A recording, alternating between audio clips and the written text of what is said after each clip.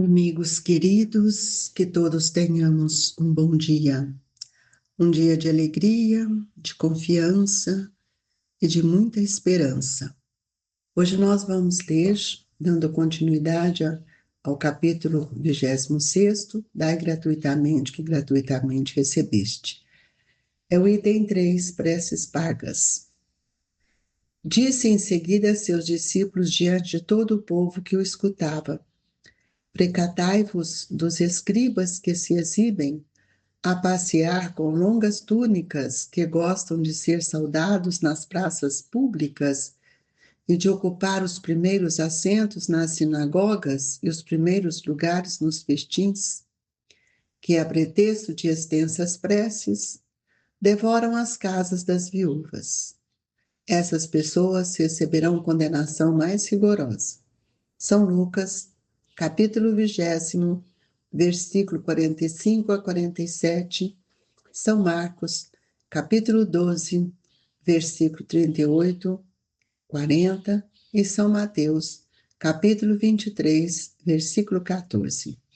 Disse também Jesus: Não façais que vos pague as vossas preces. Não façais com os escribas, que a pretexto de longas preces, devoram as casas das viúvas. Isto é, abocanham as fortunas. A prece é ato de caridade, é um arrobo do coração. Fazer pagar aquela que se dirige a Deus por outrem é transformar-se em intermediário assalariado. A prece, então, fica sendo uma fórmula, cujo cumprimento se proporciona a soma que custe.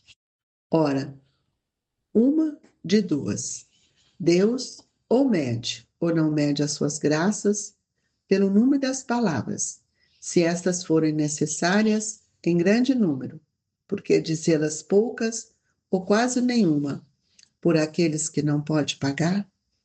É falta de caridade se uma só basta, é inútil dizê-las em excesso, por que então fazê-la pagar? É uma prevaricação.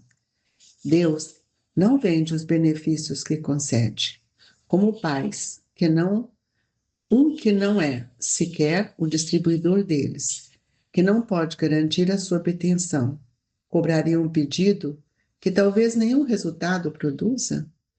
Não é possível que Deus subordine um ato de clemência, de bondade ou de justiça, que da sua misericórdia se solicite a uma soma de dinheiro. Pelo contrário, se a soma não fosse paga ou fosse insuficiente, a justiça, a bondade e a clemência de Deus ficaria em suspenso. A razão, o bom senso e a lógica dizem ser impossível que Deus, a perfeição absoluta, delegue a criaturas imperfeitas o direito de estabelecer preço para a sua justiça. A justiça de Deus é como o sol, existe para todos, para o pobre como para o rico. Pois que se considera imoral traficar com as graças de um soberano da terra, poder-se-ia ter por lícito o comércio com as do soberano do universo?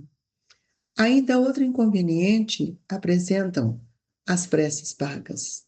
É que aquele que as compra se julga as mais das vezes dispensado de orar, ele próprio, porquanto se considera quite desde que deu a seu dinheiro. Sabe que os espíritos se sentem tocados pelo fervor de quem por ele se interessa. Qual pode ser o fervor daqueles que comete o terceiro encargo de por ele orar, mediante paga? Qual o fervor desse terceiro quando delega seu mandato a outro, este a outro e assim por diante? Não será isso reduzir a eficácia da prece, um valor de uma moeda em curso?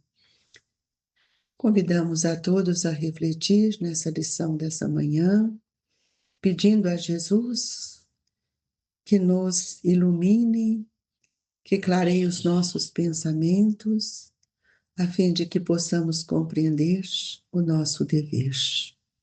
E assim, Jesus, nós te suplicamos, Mestre, o seu amparo para toda a humanidade que ainda não compreendeu a grande lição da boa nova que veio trazer.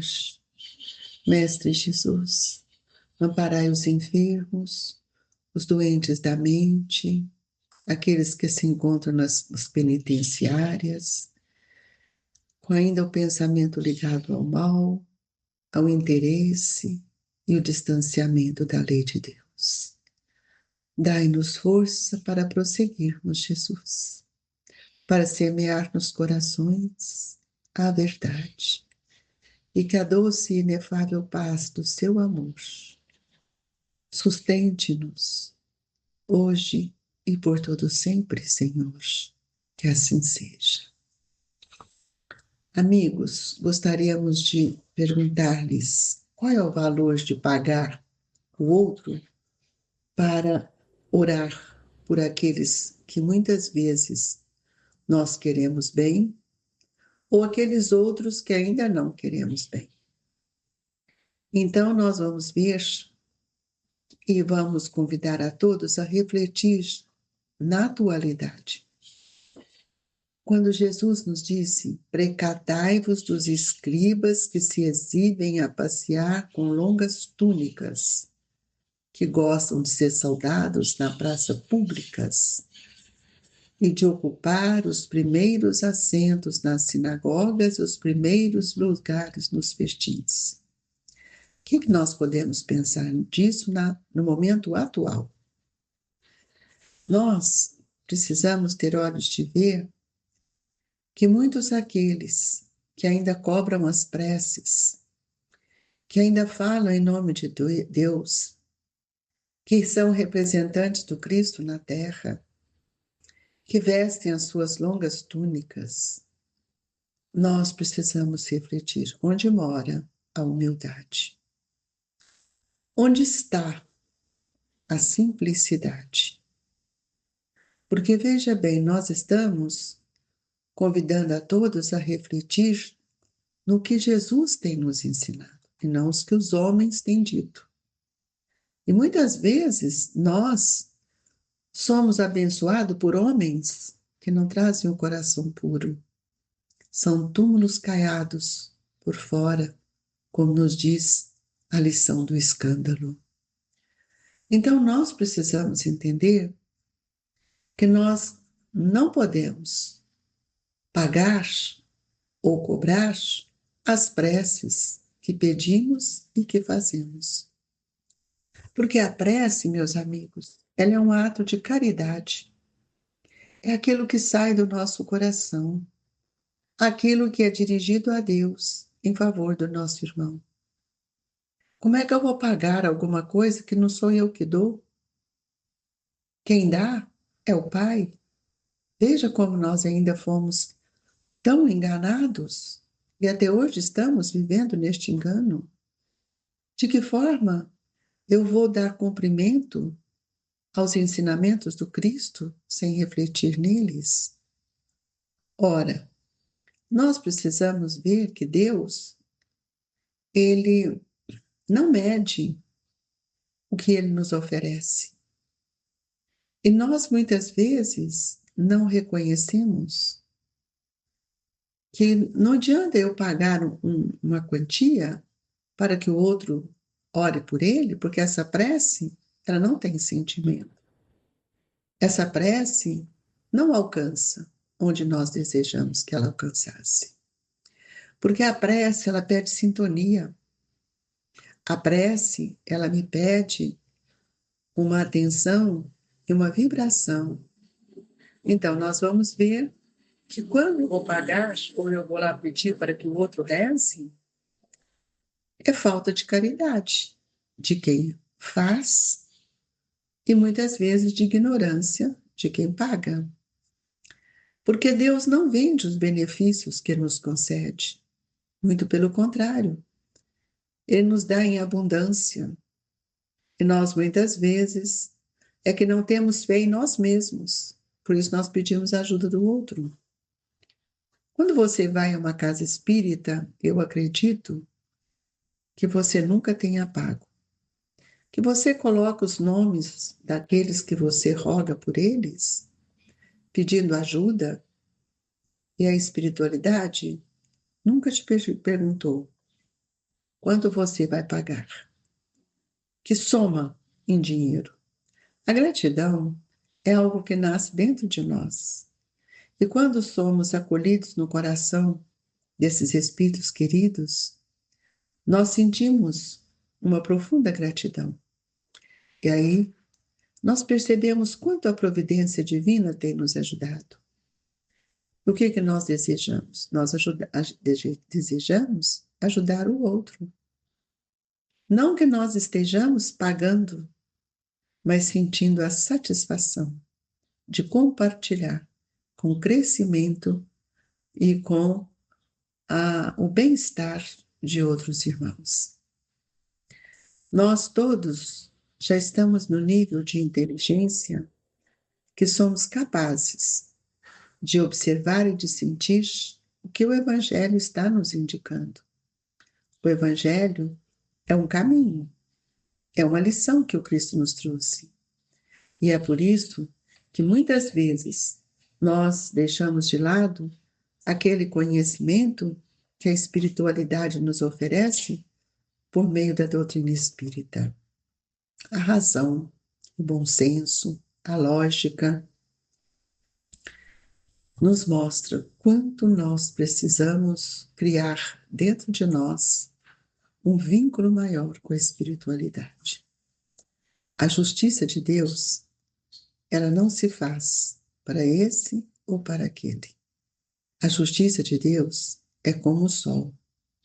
Brilha em todos os lugares. Entra tanto na choupana quanto entra numa mansão. A justiça de Deus, ela olha, nos estimula a compreender o valor da lei de Deus em nossa vida. Por que nós, muitas vezes, não observamos isso com mais profundidade quando nós pagamos alguém para rezar? Será que nós nos sentimos reverberar em nosso pensamento nenhum sentimento?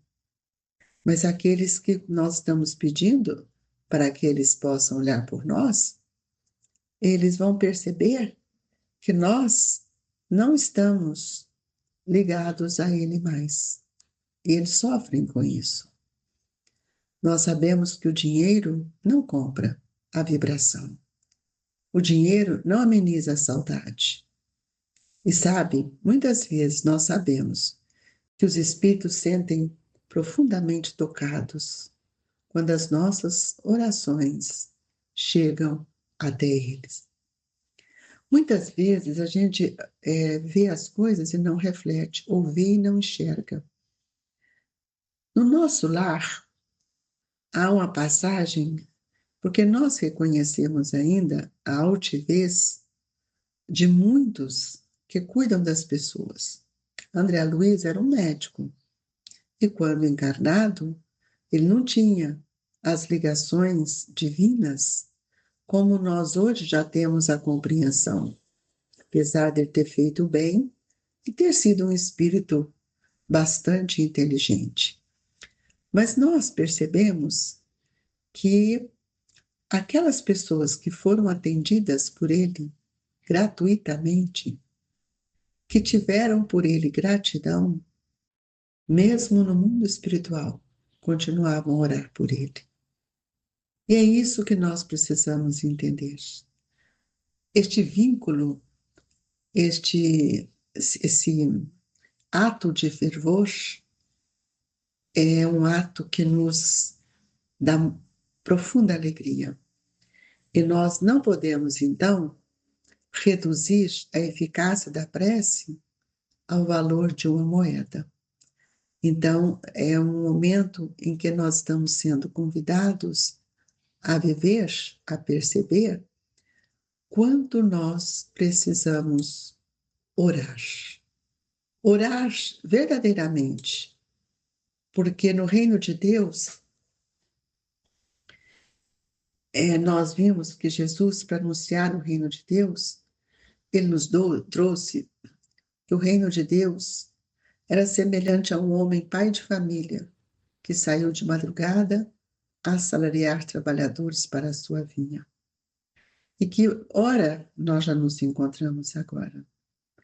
E é preciso que a gente perceba que nós temos recebido muito. A doutrina espírita tem nos envolvido com toda esta verdade e as suas vibrações, convidando-nos a perceber o valor desta reencarnação. Não podemos, amigos, repetir os mesmos modelos de ontem. Hoje, nós já sabemos que somos um espírito imortal. Hoje, nós já sabemos o quanto nós precisamos estarmos compreendendo o que seja a verdadeira caridade. E a prece, ela é uma caridade. Então, nós podemos ver que às vezes a gente revolta, mas Deus não me ajuda. E aí, nessa passagem de Mateus, que ele fala do Senhor que sai para salariar as pessoas, eu pergunto a vocês, o que nós queremos mais? Quanto amparo? Então é preciso que nós nos sintamos ofendidos, magoados, criticando, julgando. Nós precisamos entender que todos nós, estamos buscando em Jesus os recursos que tanto necessitamos. O Filho de Deus não veio para ser servido. Nós ainda queremos ser servidos, mas para servir. E ele, no servir, ele deu a sua vida para muitos ou para todos de nós. Então é preciso que a gente possa compreender naquela saída de Jesus, quando ele sai de Jericó, existe ali 2 cegos que estão assentados juntos no caminho. E eles sabendo, ouvindo, ouvindo reconhecendo, sentindo na percepção seu pensamento, as suas palavras que Jesus passava por ali,